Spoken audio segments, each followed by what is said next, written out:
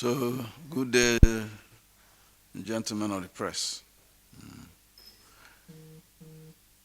As you well know, Mr. President is traveling on official duties to Kenya today, but he graciously made out time for me to come forward and brief him on the status of our engagement with the Academic Staff Union of Universities, ASUU, who have embarked on what they call a warning strike that will last for 1 month. You will also recall that before then, the Inter-Religious Council of Nigeria, NIREC, led by the Sultan, Abubakar, Sultan of Sokoto, and the President of Christian Association of Nigeria, Reverend Dr. Samson Ayokule, had met with Mr. President on the 1st of February after their submission, which was all aimed at averting the impending ASUU strike. Mr. President mandated the Chief of Staff to the President, myself, Minister of Labor, and the Minister of Education and Minister of Finance to find a very urgent and quick solution to the issues mentioned and the complaints therein. And we started to do the necessary engagement. We did those engagements as proactive measures.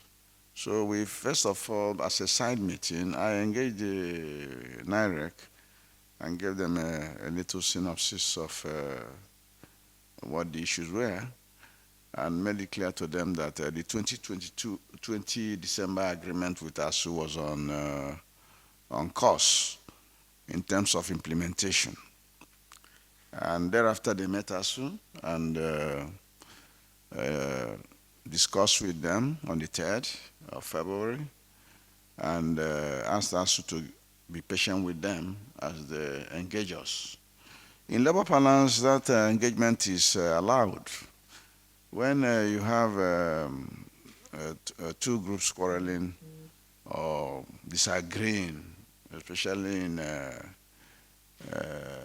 issues of conditions of service and thereabout or what have you, a third party can join the negotiation, and that is called bipartite plus.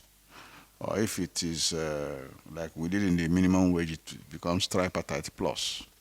So they agreed with the NIREC that they will have to give them some time. Of course, official duties took me out of the country to Botswana, and the Chief of Staff was also out.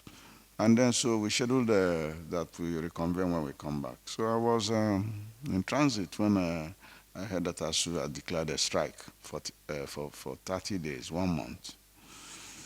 I had come back, and when I came back, I invited them for a conciliation meeting with the employers on the government side, Ministry of Finance, Budget Office of the Federation, Ministry of Digital Communication and Digital Economy, who has supervisory role over NIDA, over the issue of University Transparency Accounting Solution called UTAS, which ASUU said they had developed to replace IPs.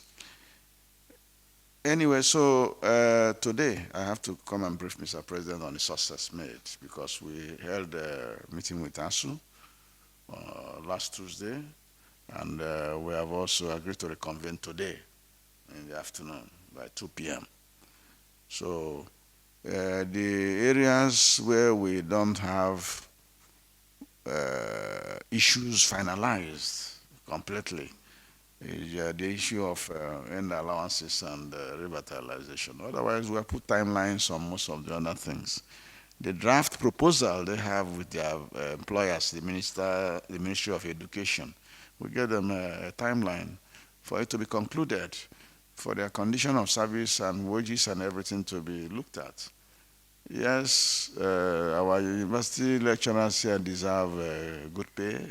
A worker is due his wages. So if we compare with what obtains in other climes and are not adequately remunerated, nothing stops government from within the lean resources that we have do some compensation raise and make them happy. So we are not opposed to that, but there's a process, like I explained to them.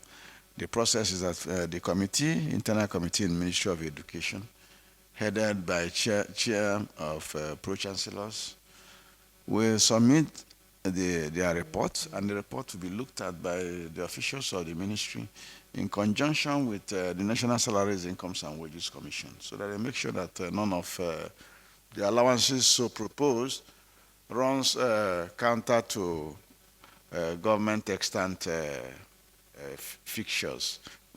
Say, example, if you are talking about per diem for university lecturers, you will not make it different or be above what is in the Eastern Circular. So these are the issues, and I'm hopeful that when we come back this afternoon, we'll finalize most of the things. In between, the Students' Union or National Association of Nigerian Students have also,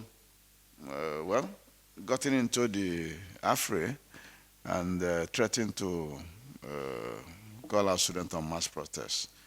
We have, I held discussion with them even on Sunday when the security agents alerted me that they were in Abuja and said if I could offer some time. Yes, I did offer my time, because in this my job, you don't get tired of talking or conciliating or negotiating. So we did, and we let them know what the true picture is, and they were satisfied. So they are there, and I learned they were in Ministry of Education yesterday. So it's a total, complete gamut, and the president was satisfied with the account I've given him. And that's what brought me to the villa this afternoon. Thank you.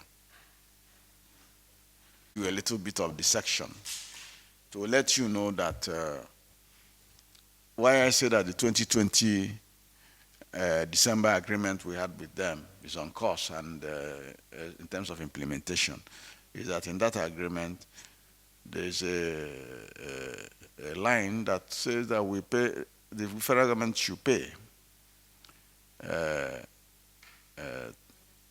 30 billion, no, 40 billion for revitalization. That money was paid. Another aspect of it said we should 40 billion for EAA and allowances for ASUU and other unions. That has been paid, sorry. It's 40 billion. Then 30 billion was also budgeted to be paid for revitalization. That also was paid late last year.